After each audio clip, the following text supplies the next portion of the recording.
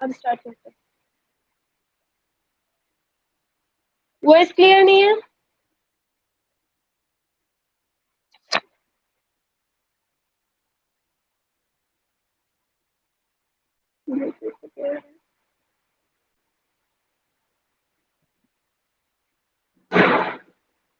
हाँ बेटा, कुछ खुशबू, सबको वॉइस क्लियर है ना? और सबको क्लियर है बेटा?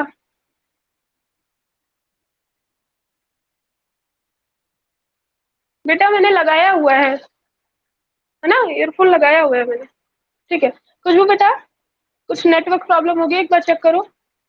चलो देखो बेटा, अगर सॉल्यूशन 1 और सॉल्यूशन 2 का की कंसंट्रेशन में कंपैरिजन करें, ठीक है, तो मैंने लेट कर लिया कि सॉल्यूशन 1 की concentration as compare to solution 2 की कंसंट्रेशन ज्यादा है।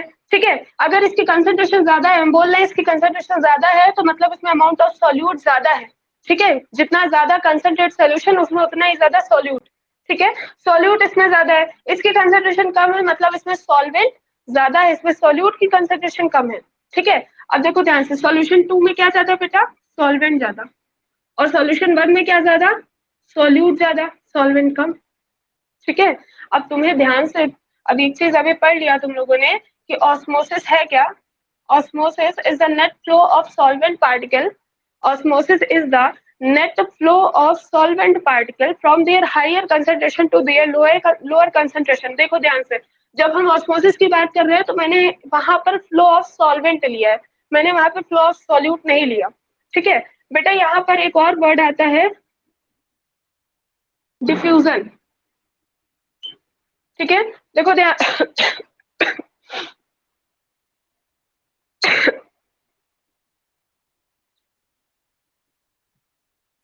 यहाँ पे एक वर्ड है बेटा डिफ्यूजन, ध्यान दो पहले।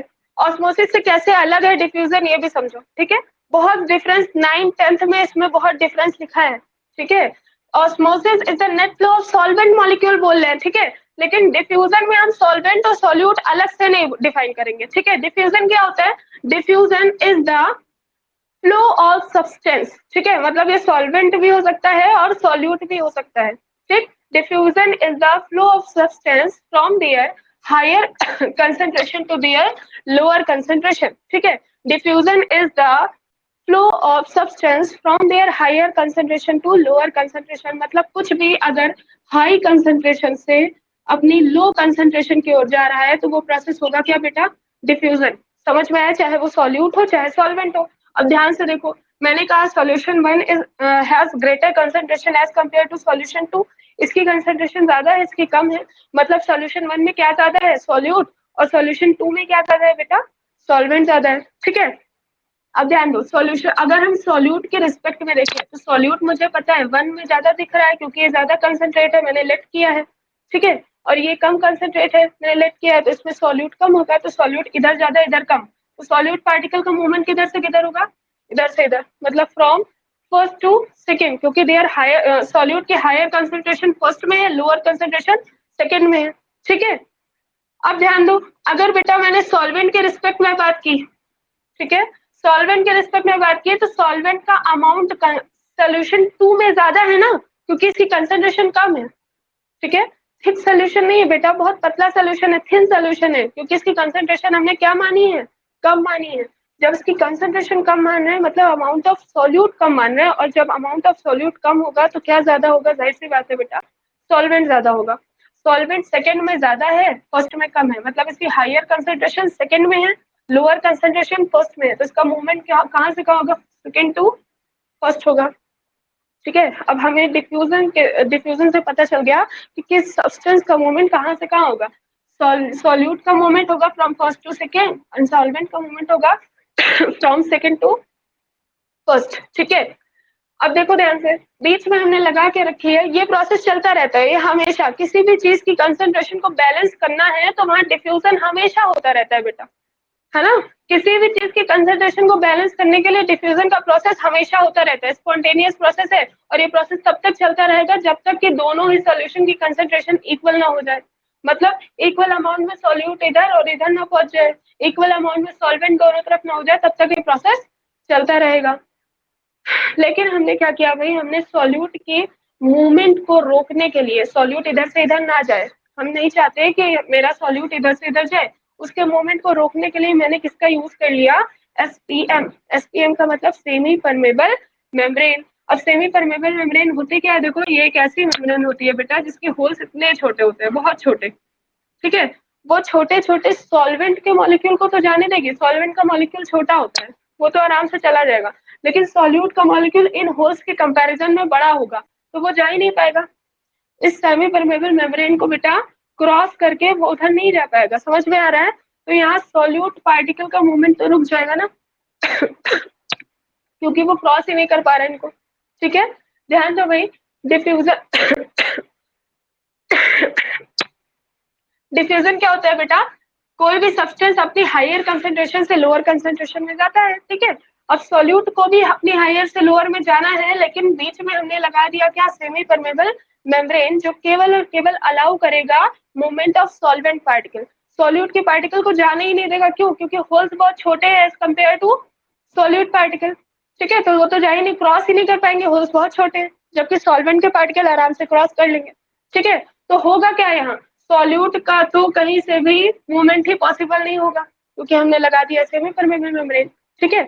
अब हो क्या रहा है, केवल केवल हो रहा है बेटा सॉल्वेंट का मूवमेंट, और सॉल्वेंट का मूवमेंट कहाँ से कहाँ हो रहा है, from their higher concentration. Solvent की हायर कंसेंट्रेशन कहाँ पर है, सॉल्यूशन 2 में ना, क्योंकि इसकी देखो ध्यान से बेटा, सॉल्यूशन 2 हमने देखा लेस कंसंट्रेटेड सॉल्यूशन है ना,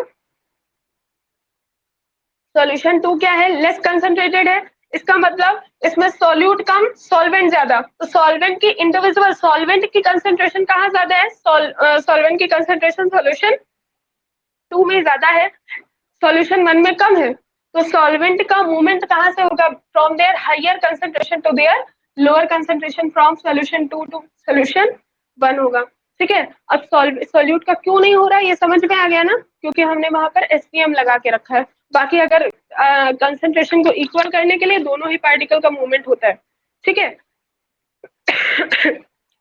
तो ऑस्मोसिस अब समझ में आया क्या है, osmosis is the net flow of solvent particle, osmosis is the net flow of solvent particle from their higher concentration to their lower concentration, higher to lower, ठीक है, इस कॉल्ड ऑस्मोसिस। और ये प्रोसेस कब तक होगा बेटा, जब तक कि दोनों ही प्लेस पर सॉल्वेंट की कंसंट्रेशन इक्वल ना हो जाए, ठीक है।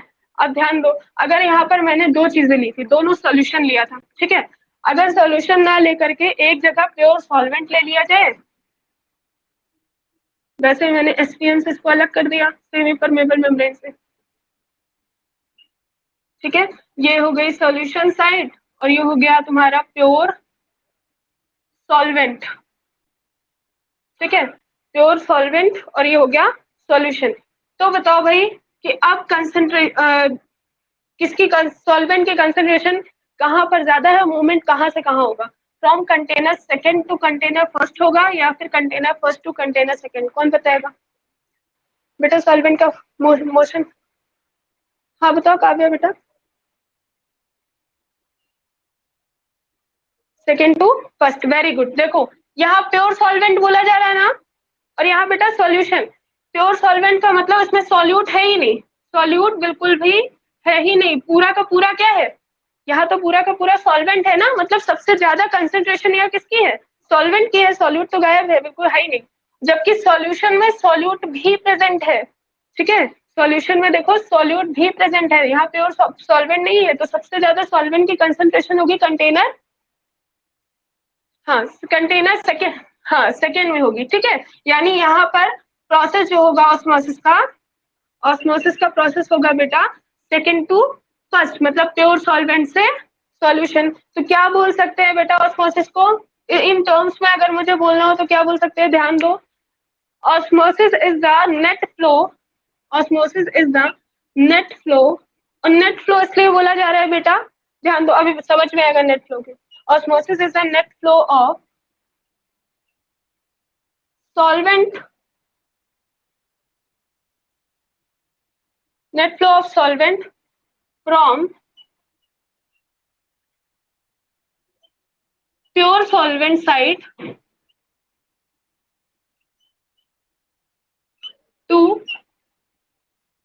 solution side, मतलब flow of solvent from pure solvent to solution, from pure solvent to solution is called osmosis. ठीक है, अब नेट फ्लो क्यों बोला जा रहा है, ध्यान दो। ये जो सेमी परमेबल मेम्ब्रेन है इसमें होल्स है छोटे छोटे, ठीक है, होल्स है ना।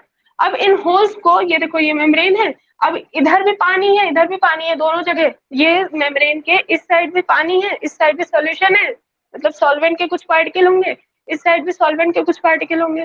ठीक है, तो क्या पानी के या सॉल्वेंट के मूवमेंट को कोई रोक सकता है क्या बेटा? अगर यहाँ होल्स है तो कुछ कुछ वाटर का कुछ अमाउंट या सॉल्वेंट का कुछ अमाउंट भले ही ऑस्मोसिस प्रोसेस के मतलब बिल्कुल रिवर्स हो रहा है, लोअर से अपर साइड भी तो जा सकता है ना, from from lower concentration to higher concentration भी जा सकता है, क्यों नहीं जा सकता भाई? देखो पानी अगर इधर से इधर आ रहा है, ठीक है, कंसंट्रेशन को मैनेज करने के लिए, तो कुछ अमाउंट में थोड़ा बहुत पानी तो इधर से इधर भी जा सकता है क्योंकि होल्स है ना।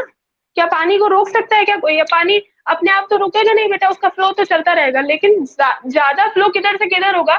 सेकंड से फर्स्ट की तरफ होगा, क्योंकि कंसंट्रेशन कैसे मैनेज हो रही है बेटा? सेकंड से फर्स्ट की ओर आने में। ठीक है, तो फ्लो इधर से इधर यानी higher concentration to lower concentration ज्यादा हो रहा है। ठीक है, तो हम नेट फ्लो निकालते हैं, नेट का मतलब from higher concentration to lower concentration, यही समझो। ठीक है, और osmosis is the net flow of solvent from pure solvent side, मतलब यहाँ पर सॉल्वेंट की कंसंट्रेशन ज्यादा होगी as compare to solution side. ठीक है,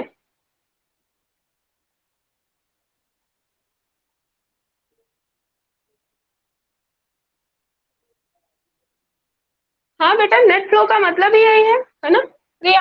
नेट फ्लो का मतलब ही यही है। नेट फ्लो की जगह बेटा ध्यान से देखो, नेट फ्लो का मेरा मतलब क्या है नेट फ्लो से, कि अगर आप चाहते हो दो तरफ पानी है, मतलब आप चाह रहे हो अगर इधर भी पानी है, ठीक है, एक कंटेनर में दो तरफ पानी है, आपने चाहा कि इससे तुम सेमी परमेबल मेम्ब्रेन से अलग कर दो, एसपीएम से तुमने अलग कर दिया। ठीक है, और ये जो एसपीएम है इसमें वाटर मॉलिक्यूल इधर उधर चले जाए, इतने बड़े होल्स हैं।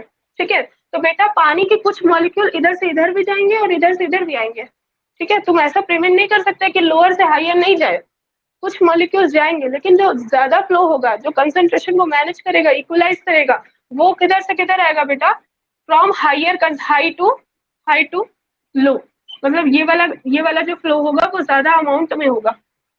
आ रहा है समझ में? जैसे हम फोर्स देखते हैं, किसी एक पॉइंट पर अगर दो तरफ से फोर्स लग रहा है, ठीक है, मान लो ऊपर से भी फोर्स लग रहा है और नीचे से भी फोर्स लग रहा है, तो नेट फोर्स हम कैसे निकालते हैं बेटा? जहाँ जिस डायरेक्शन में फोर्स ज्यादा होता है उससे कम वाले फोर्स को माइनस कर देते हैं ना, तो नेट फोर्स निकल आते हैं। तो वैसे ही ध्यान दो, अगर यहाँ पर ऐसे होल्स वाला तुमने मेम्ब्रेन लगा दिया और तुम सोच रहे हो कि बिल्कुल पानी का मूवमेंट रुक जाए, तो पॉसिबल नहीं है ना, दोनों डायरेक्शन में मूवमेंट होगा, लेकिन हायर टू लोअर ज्यादा होगा, तो उसे हम बोलेंगे नेट फ्लो। ठीक है, ठीक, चलो अब हेडिंग डाल लो सब लोग, हेडिंग डालो बेटा, ऑस्मोसिस।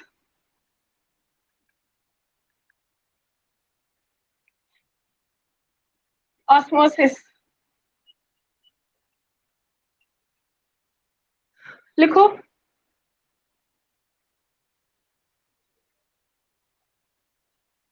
ऑस्मोसिस में लिखो बेटा, the net flow of solvent particle, net flow of solvent particle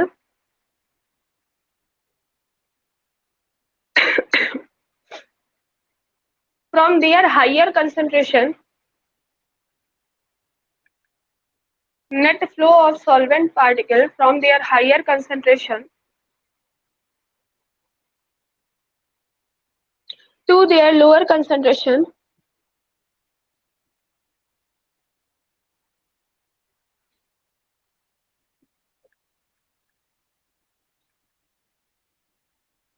net flow of solvent particle from their higher concentration to their lower concentration through a semi-permeable membrane, through a semi-permeable membrane,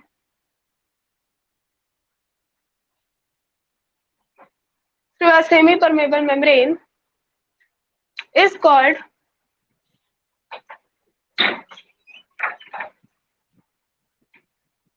is called osmosis, is called osmosis. ठीक है। Net flow of solvent particle from their higher concentration to their lower concentration through a semi permeable membrane is called osmosis. हो गया सबका?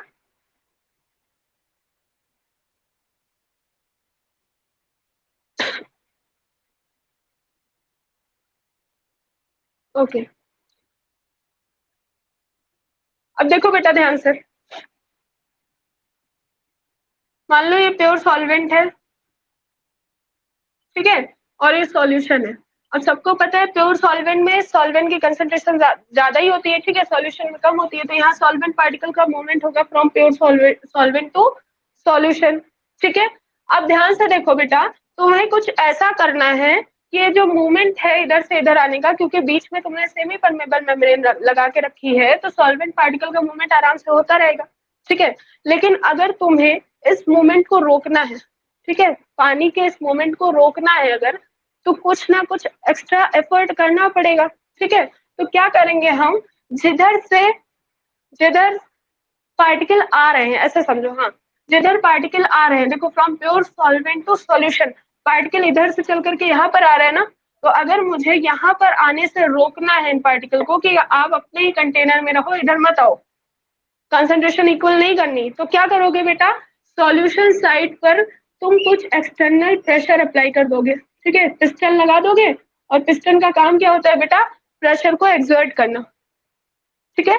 Solution side पर क्यों लगाओगे भाई, क्योंकि मूवमेंट कहाँ से कहाँ हो रहा है, from pure solvent to solution हो रहा है ना, सॉल्यूशन में ही तो आ रहे हैं, ठीक है। तो हम क्या करेंगे, हम यहाँ पर कुछ एक्सटर्नल प्रेशर लगा देंगे, और ये एक्सटर्नल प्रेशर क्या करेगा बेटा, ये एक्सटर्नल प्रेशर यहाँ इतना फोर्स एक्सर्ट कर देगा इस जगह पर कि प्योर सॉल्वेंट के पार्टिकल जब यहाँ आएंगे ना तो रुक जाएंगे, कहेंगे आगे बहुत फोर्स है, ठीक है, तो आगे वो आ ही नहीं पाएंगे। आ रहे हैं समझ में?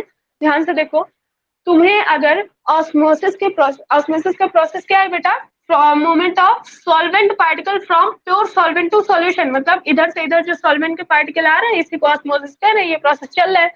और तुम्हें किसी टाइम पर इस प्रोसेस को रोकना है, ठीक है।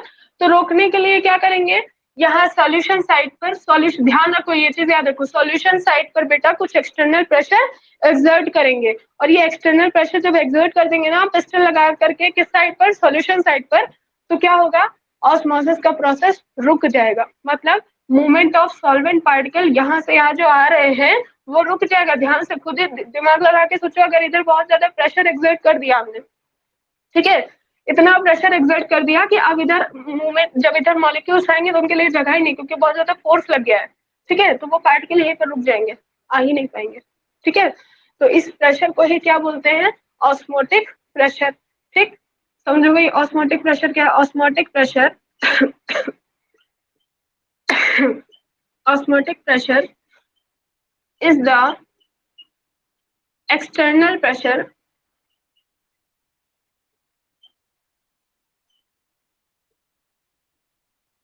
osmotic pressure is the external pressure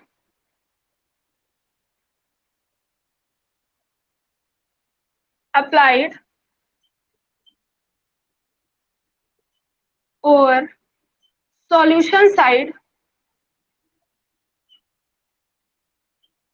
over solution side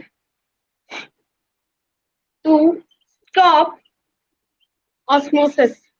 osmosis को रोकने के लिए जो प्रेशर लगाया जाता है बेटा किस साइड पर, सॉल्यूशन साइड पर। ऑस्मोसिस के प्रेशर, ऑस्मोसिस के प्रोसेस को रोकने के लिए सॉल्यूशन साइड पर जो एक्सटर्नल प्रेशर लगाया जाता है उसी को क्या बोलते हैं, ऑस्मोटिक प्रेशर, ठीक है। बस इतना याद रखो, osmotic pressure is the external pressure applied over solution side to stop osmosis, ठीक है। मतलब ऑस्मोसिस को रोकने के लिए जो प्रेशर एक्सर्ट किया जाता है किस साइड पर, सॉल्यूशन साइड पर, उसे क्या बोलते हैं बेटा, ऑस्मोटिक प्रेशर बोलते हैं, ठीक है। नोट करो, उसी के नीचे नोट करो, ऑस्मोटिक प्रेशर के डेफिनेशन नोट करो बेटा, इंपॉर्टेंट है।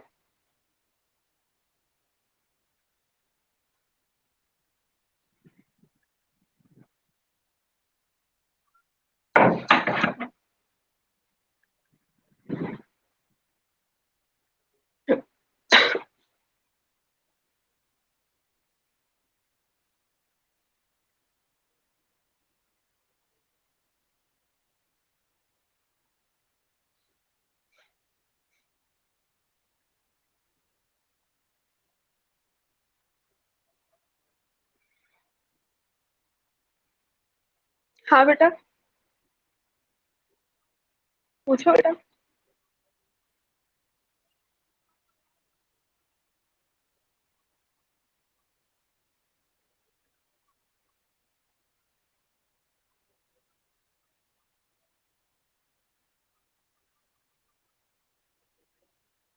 क्या मतलब समझ में नहीं आ रहा है, क्या बोल पूछ रहे हो?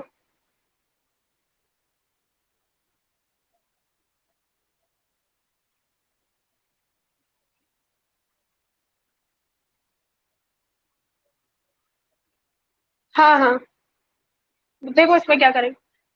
देखो इसमें क्या बोला गया है कि calculate the mole fraction of benzene in 30% by mass carbon tetrachloride, है ना।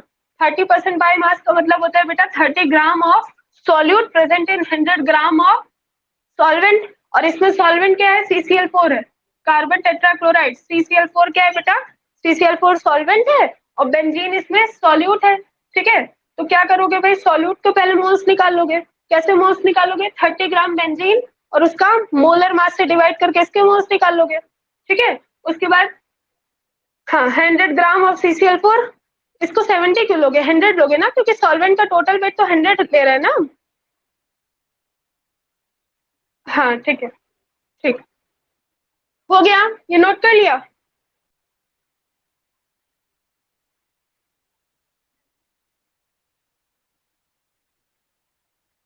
चलो देखो, अब बेटा घर पे,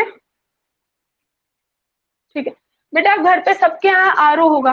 ठीक है, आरओ का फुल फॉर्म कौन बताएगा? आरओ जो वाटर प्यूरिफाई करता है ना।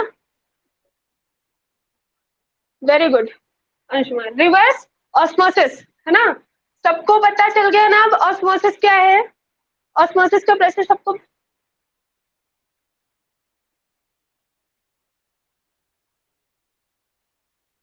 ठीक है, सबको पता चल गया बेटा। ऑस्मोसिस क्या है, ध्यान दो। Osmosis is the net flow of solvent particle from their higher concentration to their lower concentration, मतलब जहां पर सॉल्वेंट ज्यादा है वहां से और सॉल्वेंट के पार्टिकल मूव करते हैं जहां पर सॉल्वेंट कम होगा। ठीक है, यानी फ्रॉम सॉल्वेंट टू सॉल्यूशन। अब ध्यान दो एक बात और, मैकेनिज्म पूछी जाती है। ठीक है, देखो ध्यान से, आना चाहिए अगर तुम लोग ऑस्मोसिस पढ़ रहे हो तो। आरओ आरओ कैसे काम करता है। देखो बेटा एक मिनट रुको।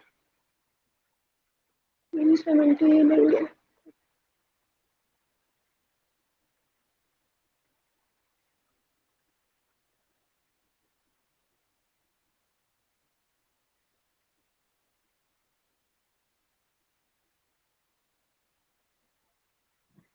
बेटा देखो, अब अगर क्वेश्चन में बोला गया है 30% बाई मास, है ना, by mass, percent by mass का मतलब होता है 30 ग्राम ऑफ सॉल्यूट।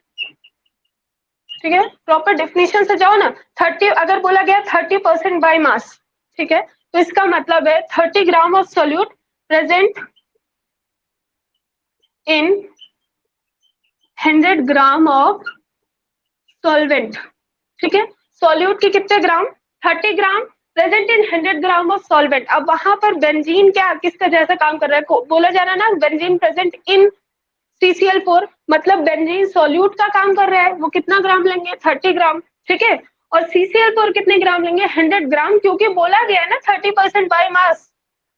किसने, किशन ने सॉल्व किया है 70 लेके, 70 लेने पर आंसर आ गया। कहाँ का क्वेश्चन है बेटा ये? एनसीईआरटी का है क्या? 70 के बेटा, अगर 30% बाय मास है तो 100 लेंगे। एक बार सॉल्व करके देखना, ठीक है। ठीक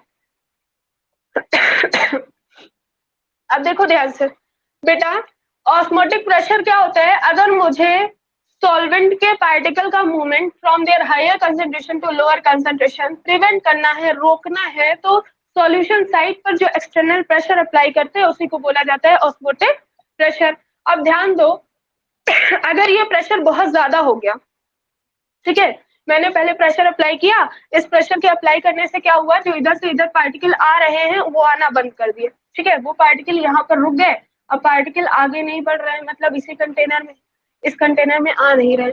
लेकिन अगर मैंने प्रेशर को इतना ज्यादा बढ़ा दिया कि जो सॉल्यूशन में थोड़े बहुत भी बचे हुए पार्टिकल थे ना सॉल्वेंट के, इसमें तो ऐसे ही कम है सॉल्वेंट के पार्टिकल, लेकिन जो थोड़े बहुत बचे हुए हैं इतना ज्यादा प्रेशर लगा दिया कि वो पार्टिकल भी, क्योंकि देखो ये मैंने लगाया सेमी परमेबल मेम्ब्रेन, इसमें छोटे छोटे होल्स हैं।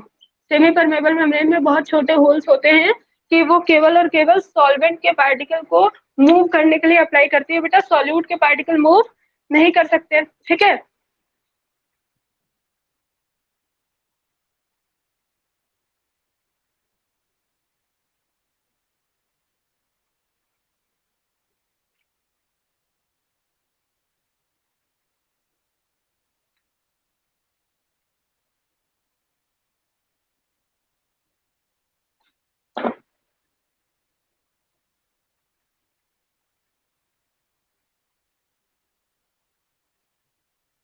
ठीक है, चलो देखो सेमी परमेबल मेम्ब्रेन लिया हमने, ठीक है, इसमें छोटे छोटे होल्स है बेटा, इधर मैंने सॉल्यूशन साइड लिया है और इधर कौन सा है, प्योर, इधर है प्योर सॉल्वेंट। ठीक है, अब देखो अगर इधर से मैंने इतना एक्सटर्नल प्रेशर अप्लाई किया कि यहाँ जो सॉल्यूट के और जो छोटे छोटे सॉल्वेंट के पार्ट, ये बड़े वाले सॉल्यूट है और छोटे वाले पार्टिकल सॉल्यूशन सॉरी सॉल्वेंट के, दोनों ही मूव करना चाहेंगे किधर, इधर, क्योंकि इधर प्रेशर बहुत ज्यादा आ गया है। ठीक है, इतना ज्यादा प्रेशर अप्लाई कर दिया कि यहाँ के जो पार्टिकल है वो दोनों ही सेमी परमेबल मेम्ब्रेन को क्रॉस करके यहाँ आना चाह रहे हैं। ठीक, अब दोनों ही आना चाहेंगे तो क्या ये आ पाएगा बड़ा वाला पार्टिकल, ये तो आ ही नहीं पाएगा। क्यों नहीं आ पाएगा, क्योंकि होल्स बहुत छोटे हैं। ठीक, लेकिन ये जो सॉल्वेंट के पार्टिकल हैं, क्योंकि प्रेशर इतना ज्यादा बढ़ गया है, भले ही कम थे लेकिन ये इधर से इधर आराम से मूव कर जाएंगे, इधर आ जाएंगे। ठीक है, तो अब ऑस्मोसिस क्या था, ऑस्मोसिस था movement of solvent particle from higher concentration to lower concentration. लेकिन हमने क्या किया, प्रेशर इतना ज्यादा एक्सर्ट कर दिया, प्रेशर बहुत ज्यादा एक्सर्ट कर दिया, तो क्या हुआ बेटा, सॉल्वेंट पार्टिकल का मूवमेंट हो गया from solution to pure solvent, मतलब from lower concentration to higher concentration. होना चाहिए हायर टू लोअर, इधर से इधर हो रहा था। ठीक है, जब तक प्रेशर अप्लाई नहीं था, पहले थोड़ा सा प्रेशर अप्लाई किया ऑस्मोटिक प्रेशर के बराबर, तो ये मूवमेंट रुक गया। उससे ज्यादा अगर प्रेशर बढ़ा दिया तो बेटा मूवमेंट उल्टे डायरेक्शन में होने लगेगा, प्रेशर इधर इतना ज्यादा बढ़ जाएगा कि इधर से भी सॉल्वेंट के पार्टिकल निकल निकल के कहाँ जाने लगेंगे, प्योर सॉल्वेंट की तरफ जाने लगेंगे। ठीक है, हमारे पास जो वाटर होता है, ठीक है, वो सॉल्यूशन होता है, उस वाटर में इम्प्योरिटी होती है, प्योर एकदम जो प्योर वाटर होता है, जो हम लोग पानी पी रहे हैं, ठीक है, आरओ से निकल रहा वो तो प्योर है। ठीक, लेकिन जो पानी जिसको जो साफ करने से पहले आरओ में जो पानी आ रहा है कहीं से, ठीक है, वो सॉल्यूशन होता है, उसमें किसी किसी चीज की इम्प्योरिटी होती है, हम उसी को तो साफ करने के लिए आरओ लगाते हैं। ठीक, तो आरओ क्या करता है बेटा, रिवर्स ऑस्मोसिस के प्रिंसिपल पर बेस होता है। उसमें क्या करते हैं, जो पानी आया, जहां से भी इसमें कनेक्शन है, पानी आ रहा है, वो सोल्यूशन साइड में रहेगा। ठीक है, उसमें इतना ज्यादा प्रेशर अप्लाई करते हैं कि वाटर के जो मॉलिक्यूल होते हैं, शुद्ध एकदम पानी जो होता है, प्योर वाटर, वो इतना ज्यादा इधर प्रेशर एक्सर्ट हो जाता है कि प्योर वाटर के मॉलिक्यूल इधर इम्प्योरिटी को छोड़ करके, मतलब सॉल्यूट को छोड़ करके, सॉल्वेंट पूरा पूरा प्योर सॉल्वेंट की तरफ मूव कर जाता है, इधर इम्प्योरिटी बच जाती है ना, सेमी परमेबल मेम्ब्रेन के थ्रू उधर मूव कर जाता है, इम्प्योरिटी बच जाती है, वो बाहर निकल जाती है। ठीक है, तो आरओ किस पर, रिवर्स ऑस्मोसिस पर बेस्ड है। रिवर्स ऑस्मोसिस क्या है बेटा, रिवर्स ऑस्मोसिस क्या है, ऑस्मोटिक प्रेशर से ज्यादा अगर प्रेशर बढ़ जाएगा तो जो ऑस्मोसिस का प्रोसेस है वो उल्टी डायरेक्शन में होने लगता है, मतलब movement of solvent particle from lower concentration to higher concentration. ठीक है, अब ध्यान दो, इसके क्वेश्चन कहाँ से आएंगे, ये समझ में आ गया।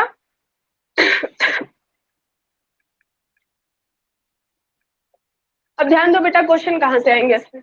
ऑस्मोटिक प्रेशर की अगर हम बात कर रहे हैं तो इसको हम डिनोट करते हैं किससे, पाई से। ऑस्मोटिक प्रेशर को किससे डिनोट करते हैं बेटा, पाई से। पाई एक्सपेरिमेंटली देखा गया कि डायरेक्टली प्रोपोर्शनल होता है एम के। ठीक है, where M is molarity, M क्या है बेटा, एम है मोलैरिटी। ठीक है, and pi is also directly proportional to T. ठीक है, टेम्परेचर। अगर इन दोनों इक्वेशन को हम मिला दे तो ऐसे लिख सकते हैं, pi is directly proportional to M into T. ठीक है, दोनों इक्वेशन को मिलाने पर ये क्वेश्चन फर्स्ट ये सेकेंड, ठीक है। दोनों इक्वेशन को हमने कंबाइन कर दिया तो यहाँ से मिला pi is directly proportional to M T. Proportionality हटेगी तो कांस्टेंट आएगा, यहाँ कांस्टेंट आता है बेटा R, R M T. Where R क्या है, आर भैया, आर है यहाँ पर सॉल्यूशन कांस्टेंट, ठीक है, सॉल्यूशन कांस्टेंट है। आर हम लोगों ने लास्ट ईयर गैस कांस्टेंट में भी पढ़ा था ना, इसकी वैल्यू होती थी बेटा, सॉल्यूशन कांस्टेंट है, इसकी वैल्यू है 0.0821 एटीएम लीटर पर मोल केल्विन, ठीक है। वैल्यू याद रखो 0.0821 एटीएम लीटर पर मोल केल्विन, ठीक है। तो इतना नोट करो जल्दी से, और ये वाले फॉर्मूले से न्यूमेरिकल आते हैं। एम क्या है, एम है मोलैरिटी, इतना नोट करो जल्दी से।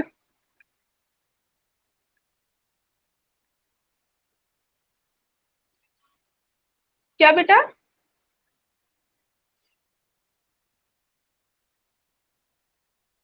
टेम्परेचर है बेटा। R is solution constant, M is molarity, T is temperature.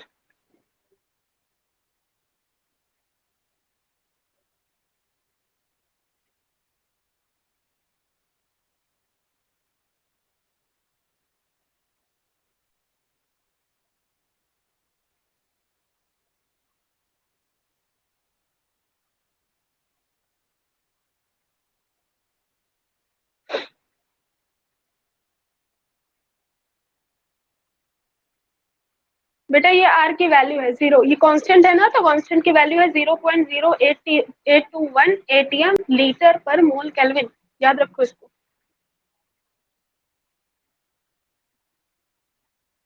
क्या, कहाँ से, क्या चीज, ये आर बेटा, आर की वैल्यू, आर की वैल्यू तुम लोगों ने गैस कांस्टेंट भी इसको बोलते हैं, है ना, कांस्टेंट है। अब कुछ जैसे यूनिवर्सल ग्रेविटेशनल कांस्टेंट की वैल्यू फिक्स है, एवोगैड्रो नंबर की फिक्स है ना, वैल्यू कांस्टेंट है। तुम लोगों ने इसकी वैल्यू पढ़ी है 8.314 करके भी पढ़ी होगी एक, ठीक है। जब हम गैस गैस लेते हैं प्रेशर के टर्म में लेंगे तो ये वाली ही लेते हैं, ठीक है।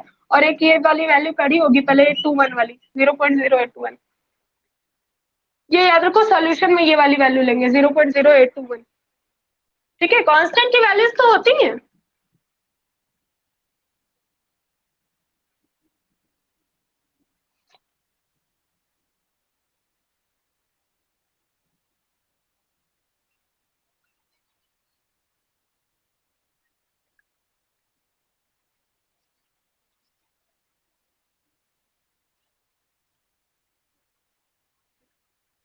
ये, हाँ, और क्या बेटा, मोलैरिटी वैसे वैसे करेंगे, ध्यान दो।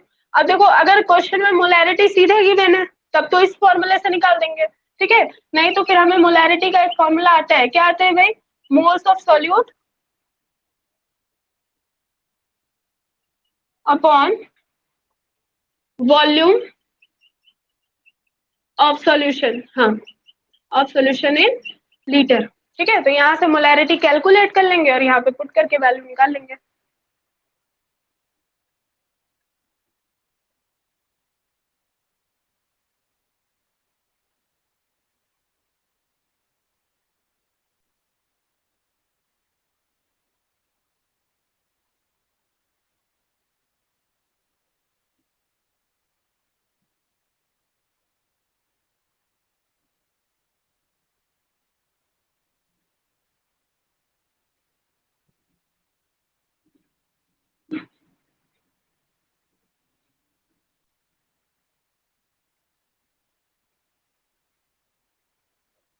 हो गया, हो जाए तो बताना।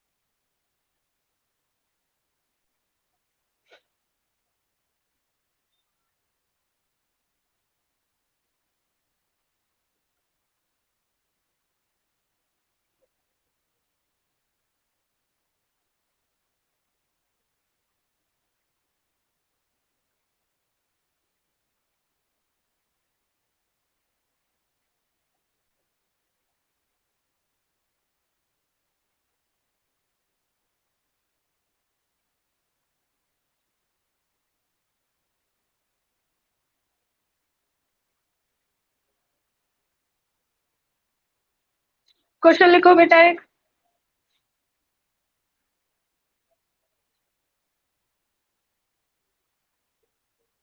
अच्छा पहले एक चीज समझ लो, इरेज कर रही हूँ मैं इसको।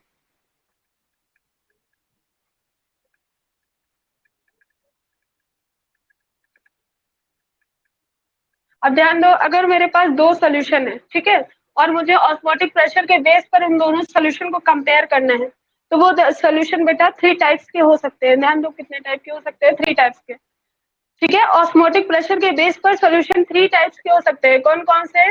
Isotonic solution,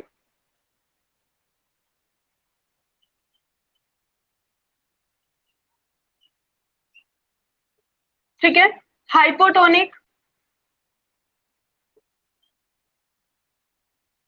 hypotonic solution and hypertonic solution.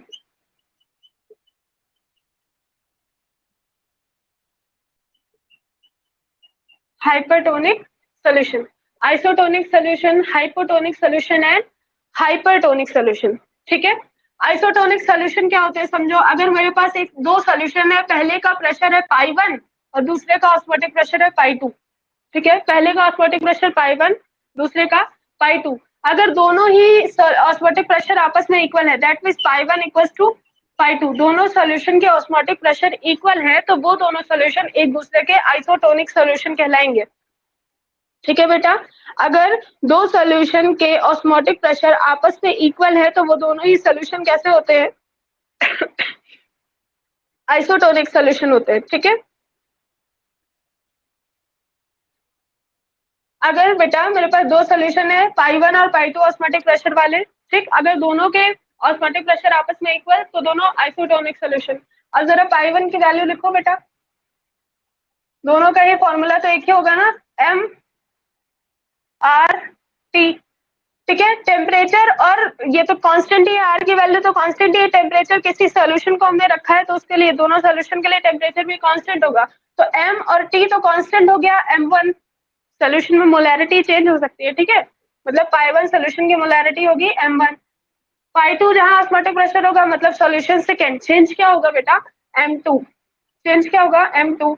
Are तो कांस्टेंट है, टेम्परेचर भी उस सॉल्यूशन के लिए कांस्टेंट होगा, ठीक है। अब ध्यान देखो दो अगर इन दोनों को पाई 1 और पाई 2 वाली इक्वेशन को हम डिवाइड कर दे, तो क्या मिलेगा भाई, आर से आर गया, टी से टी गया, ठीक है, तो यहाँ से क्या मिला, यहाँ से मिला pi 1 upon pi 2 equals to M1 upon M2, और अगर पाई 1 और पाई 2 आपस में इक्वल है, दैट मीन्स M1 और M2 भी तो आपस में इक्वल होंगे, मतलब जो सोल्यूशन, जिन सोल्यूशन की मोलैरिटी आपस में इक्वल होती है बेटा, उनका ऑस्मोटिक प्रेशर भी इक्वल होता है। समझ में आया? Solution which have equal molarity, जिनकी कंसंट्रेशन इक्वल है, मोलैरिटी इक्वल है, तो उनका ऑस्मोटिक प्रेशर भी इक्वल होगा। अब आ जाओ सेकेंड, यहाँ से दो चीजें पता चली, आइसोटोनिक सॉल्यूशन कौन से होते हैं, जिनका ऑस्मोटिक प्रेशर सेम है, दैट मीन्स जिनकी मोलैरिटी भी सेम है, ठीक है। नेक्स्ट आ जाओ हाइपोटोनिक सॉल्यूशन, हाइपोटोनिक, ठीक है, एक सोल्यूशन दूसरे सोल्यूशन का हाइपोटोनिक सोल्यूशन कब होगा, जब पहले वाले सोल्यूशन का जो ऑस्मोटिक प्रेशर है वो लेस देन है दूसरे वाले सोल्यूशन के। मतलब बेटा मेरे पास दो सोल्यूशन है, पहले का ऑस्मोटिक प्रेशर है पाई 1, दूसरे का ऑस्मोटिक प्रेशर है पाई 2, ठीक है। ये कैसे बताएंगे कि कौन सा सोल्यूशन हाइपोटोनिक है दूसरे का, ठीक है। तो हाइपो वर्ड का मतलब ही क्या होता है, लेस। हाइपो वर्ड का मतलब क्या होता है बेटा, लेस, जिसका ऑस्मोटिक प्रेशर कम होगा वो दूसरे का हाइपोटोनिक सोल्यूशन हो गया, ऐसे याद रखो, ठीक है। हाइपो वर्ड का मतलब होता है बेटा, यहाँ पे लिख रही हूँ मैं, हाइपो वर्ड का मतलब ही क्या होता है, लेस होता है, मतलब जिसका ऑस्मोटिक प्रेशर कम वो दूसरे का हाइपोटोनिक सोल्यूशन, ठीक है। हाइपर वर्ड का मतलब क्या होता है, हाइपर वर्ड का मतलब होता है मोर, ठीक है। हाइपर वर्ड का मतलब होता है बेटा मोर मतलब जिस सॉल्यूशन का ऑस्मोटिक प्रेशर दूसरे से ज्यादा हो गया, मतलब पाई 1 इज ग्रेटर देन पाई 2 अगर है, ठीक है। अब यहाँ पाई 1 और पाई 2 किसी भी सॉल्यूशन के लिए हम ले सकते हैं, अगर जिस सॉल्यूशन का ऑस्मोटिक प्रेशर दूसरे से ज्यादा हो गया, वो उस सॉल्यूशन का हाइपरटोनिक सॉल्यूशन कहलाएगा, ठीक है। दोनों में डिफरेंस याद रखो, हाइपो मतलब लेस, मतलब यहाँ ऑस्मोटिक प्रेशर एक का कम होना चाहिए, और हाइपर मतलब ज्यादा, जिस सॉल्यूशन से ऑस्मोटिक प्रेशर ज्यादा हो जाएगा, तो पहला वाला सॉल्यूशन दूसरे वाले सॉल्यूशन का हाइपरटोनिक सॉल्यूशन कहलाएगा, ठीक है, आइसोटोनिक मतलब इक्वल ऑस्मोटिक प्रेशर, हाइपोटोनिक मतलब लेस लेस ऑस्मोटिक प्रेशर, और हाइपर ऑस्मोटोनिक सोल्यूशन मतलब हाई ऑस्मोटिक प्रेशर। ठीक है, इनको भी नोट करो तीनों को।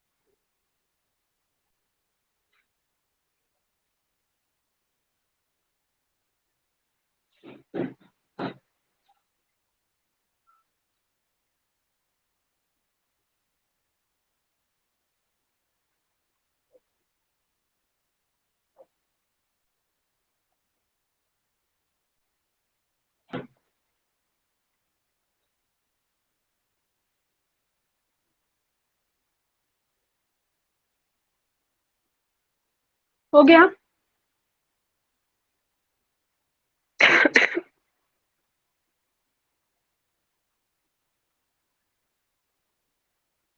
हम्म,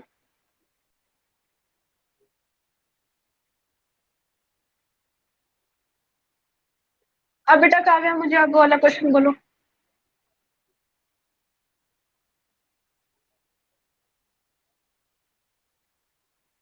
हाइपरटोनिक, ओके तृप्ति।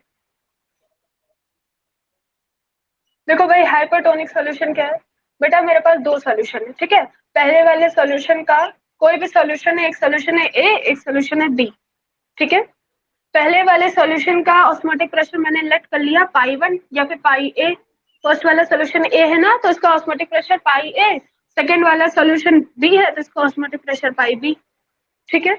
अब हम दोनों का ऑस्मोटिक प्रेशर मेजर करेंगे, ठीक है। मेजर करने पर अगर pi A is greater than that of pi B आ गया, ठीक है, पाई ए ग्रेटर देन आ गया पाई बी के, मतलब osmotic pressure of first solution A is greater than that of osmotic pressure of second solution, ठीक है। तो इसका मतलब जो ए है ये इसका हाइपरटोनिक सॉल्यूशन है। दोनों दोनों ही एक ही से समझो, ठीक है। ए का ऑस्मोटिक प्रेशर ज्यादा आ रहा है ना, तो मतलब ए बी का हाइपरटोनिक सॉल्यूशन है, और बी का ऑस्मोटिक प्रेशर ए से कम आ रहा है, इसका मतलब बी ए का हाइपोटोनिक सॉल्यूशन है। ठीक है, जो ज्यादा हो गया वो हाइपर हो गया। हाइपर मतलब ज्यादा, हाइपर मतलब मोर, अभी बताया ना, और हाइपो मतलब लेस। ठीक है, मतलब जिसका ऑस्मोटिक प्रेशर ज्यादा वो दूसरे का हाइपरटोनिक सॉल्यूशन, और जिसका ऑस्मोटिक प्रेशर कम वो दूसरे का हाइपोटोनिक सॉल्यूशन। ठीक है।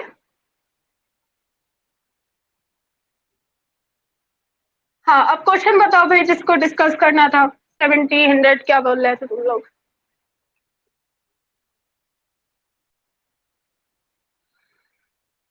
तो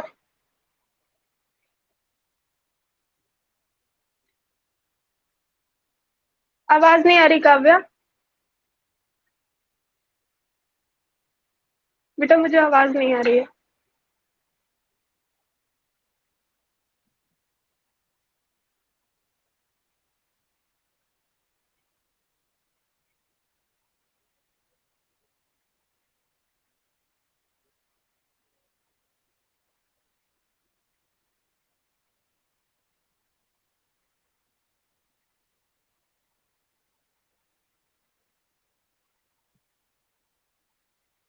रुको 1 मिनट, आवाज नहीं आ रही काव्या तुम्हारी मुझे। और किसको कोई और बताए भाई।